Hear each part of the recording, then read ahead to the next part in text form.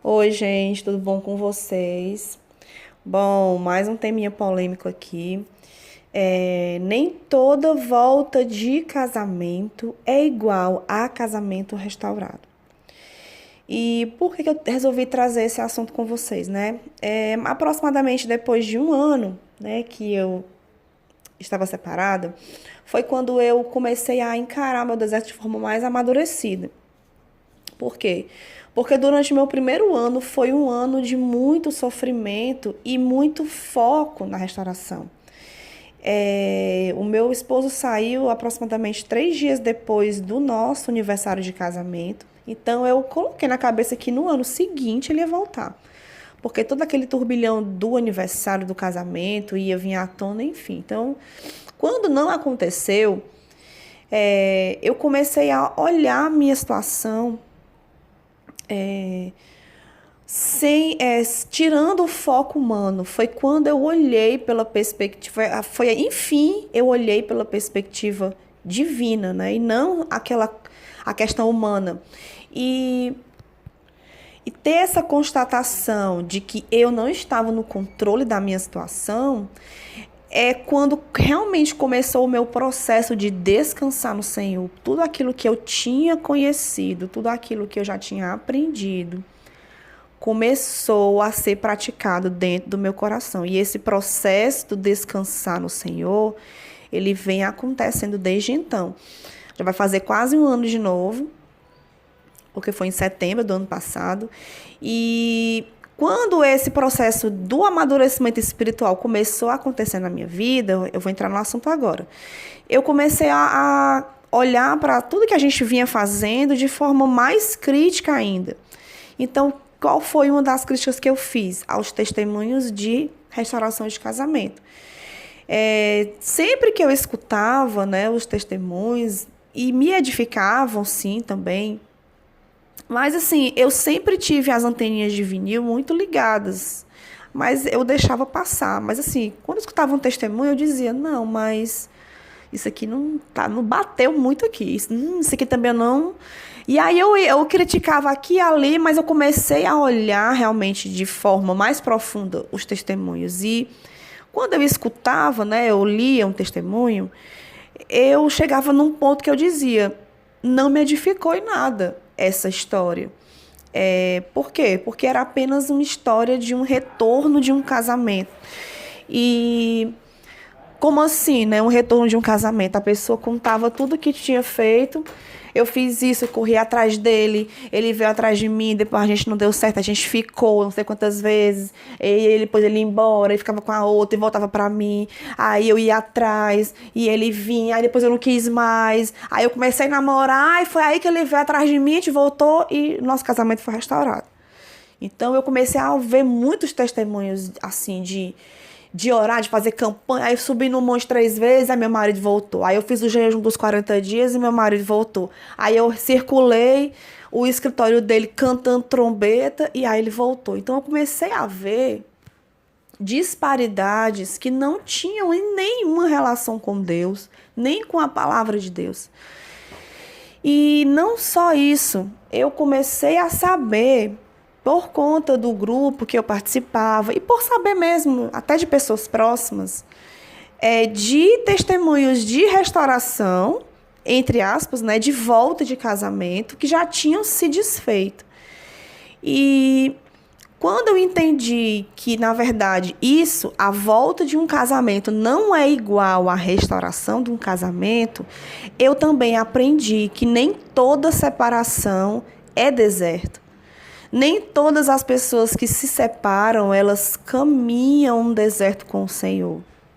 Elas se separam, vivem o luto da separação, vivem toda a tristeza que uma separação traz, as angústias e tristezas, começam a fazer uma série de coisas para que o casamento volte, volte, volte, volte, volte. Muitas vezes o Senhor ele traz o cônjuge de volta mesmo, para provar para aquela pessoa que ela estava errada, para provar onde estava o coração dela. Então, Eu queria frisar que nem toda volta de casamento é restauração, porque nem toda separação é deserto. Porque isso pode estar acontecendo na vida de vocês. Acontece na vida de muitos testemunhos que vocês já leram e já ouviram em canais. Muitas dessas pessoas já estão separadas novamente. E eu estou falando isso para quê? Para desabonar o que vocês têm ouvido, para que vocês não escutem mais testemunhos? Não. Eu estou falando isso, gente, para que vocês possam entender aonde tem que estar o nosso foco e coração.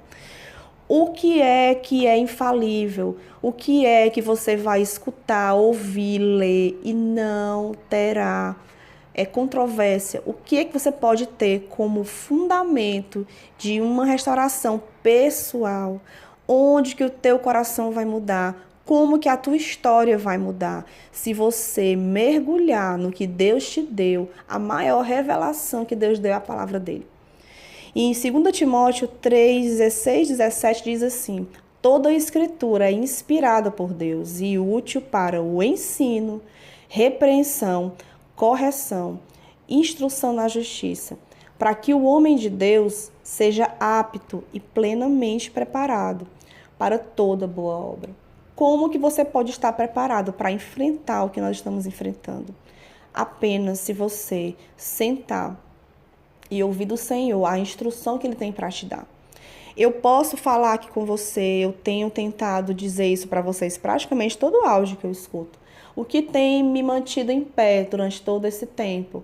A palavra do Senhor, que Deus tem me ensinado pessoalmente através da palavra dele. E como eu posso saber se eu estou fazendo certo ou errado? Olhando à luz da palavra de Deus. A tua palavra é lâmpada que ilumina os meus passos e luz que clareia o meu caminho. Salmos 119, 105. Por que muitas pessoas, quando eu escrevo coisas aqui, elas vêm com 50 pedras na mão? Porque fere.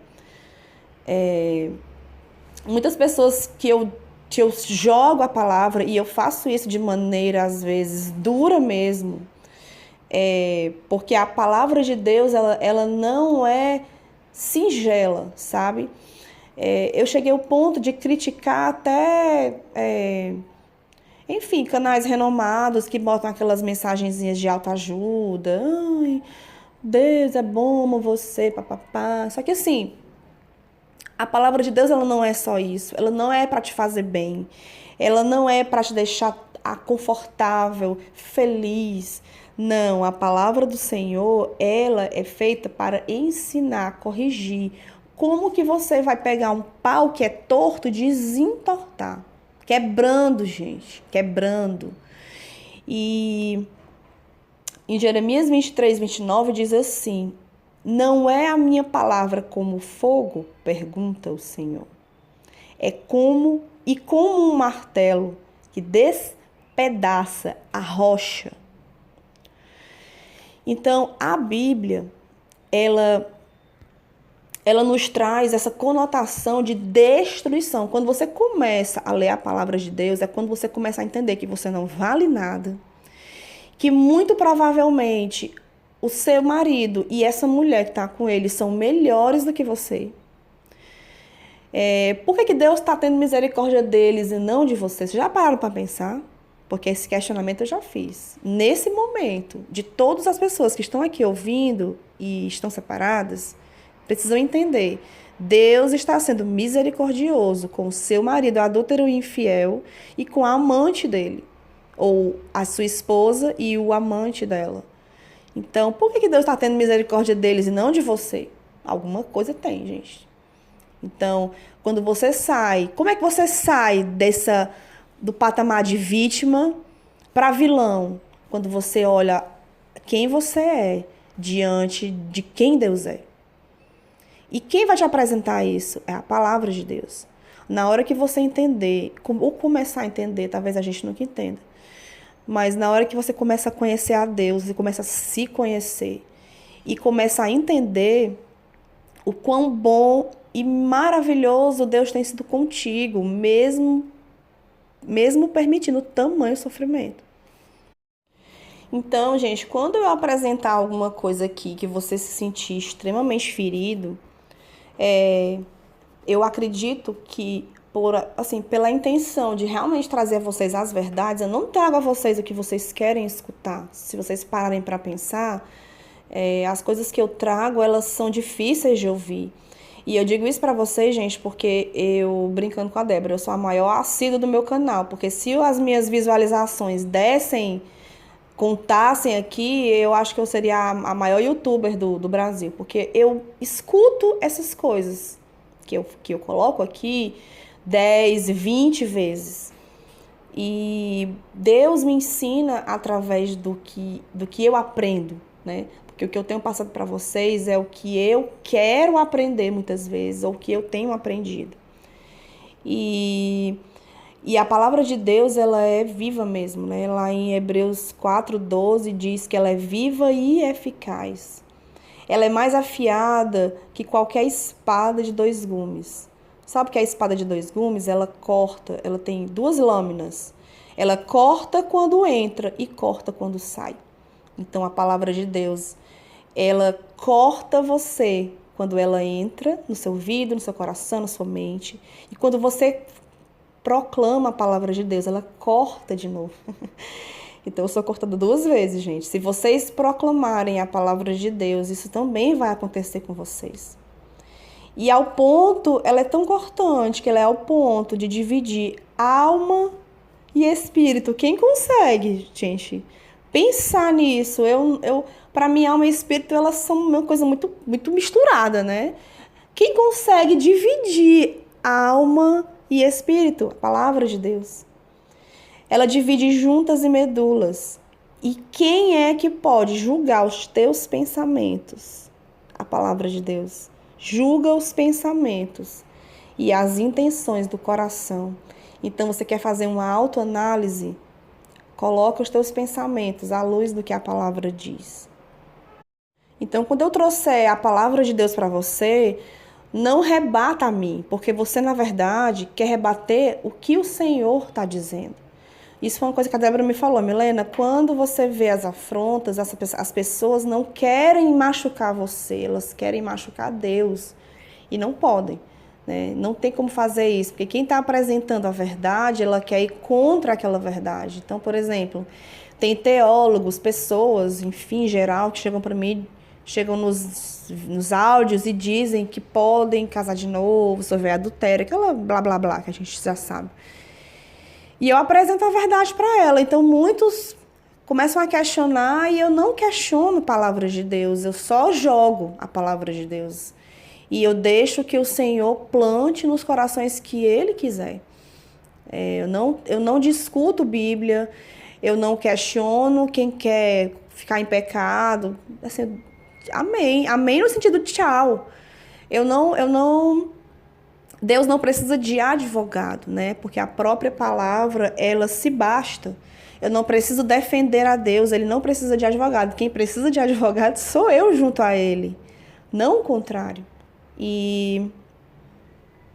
Então é isso, gente. Eu tô num processo assim de procurar cumprir o primeiro grande mandamento, né? Que a palavra de Deus nos deixou, que é amar a Deus sobre todas as coisas, é amar a Deus de todo o meu coração, de toda a minha alma, de toda a minha força. Esse é o versículo que eu tenho todos os dias, assim, clamado ao Senhor, para que eu entenda o que significa isso.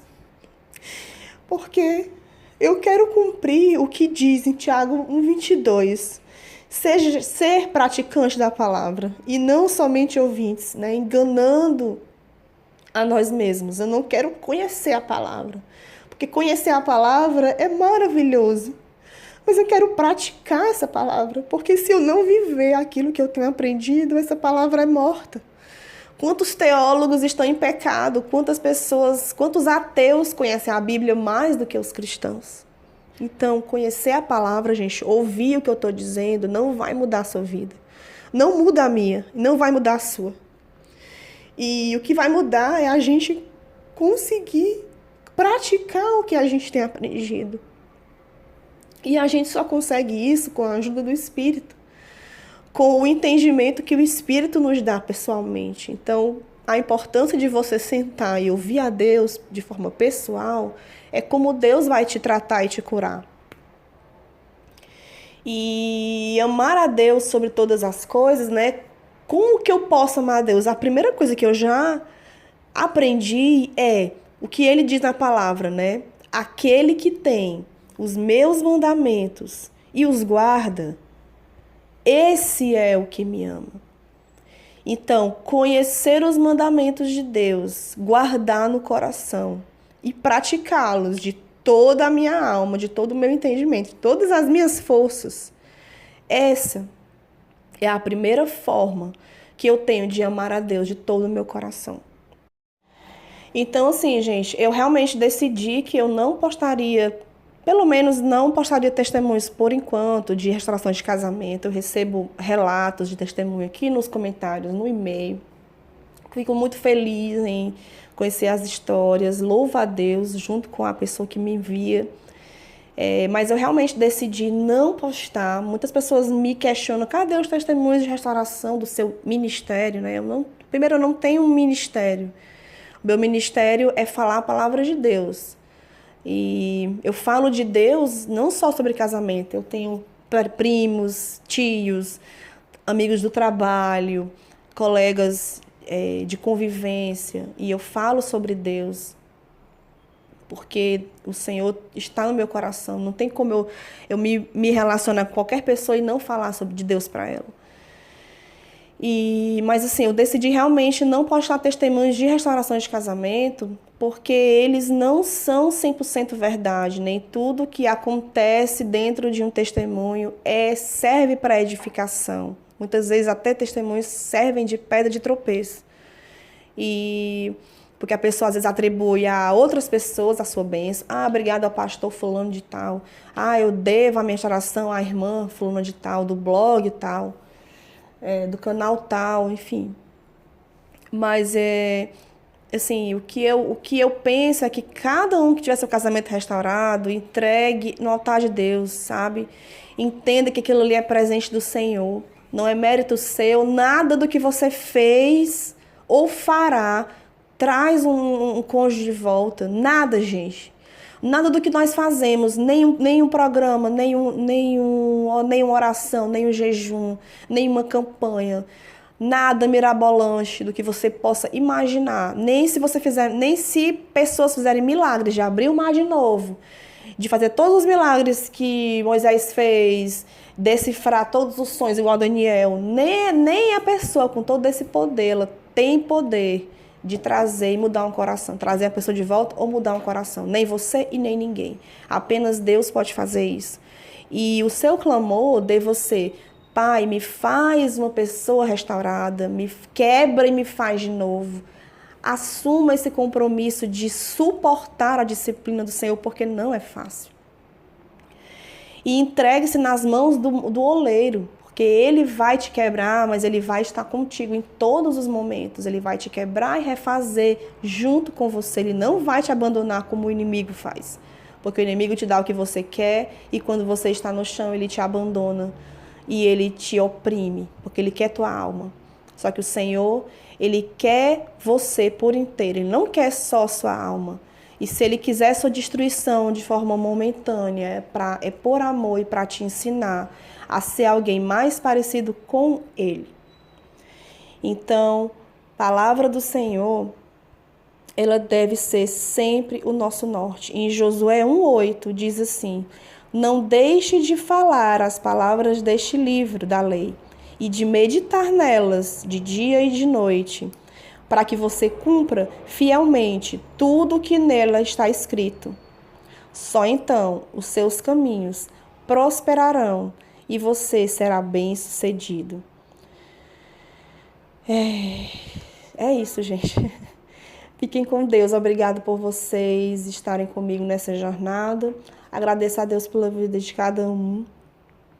Que Deus possa falar no coração de vocês como tem falado ao meu. Que Deus seja o suporte e o refúgio de vocês. Sempre. Eu queria, na verdade, finalizar com um outro versículo, deixa eu só encontrar ele aqui. Está em Provérbios, eu não sei exatamente a referência, mas está em Provérbios, diz assim: cada palavra de Deus é comprovadamente pura, é um escudo para quem nele se refugia. Fiquem com Deus.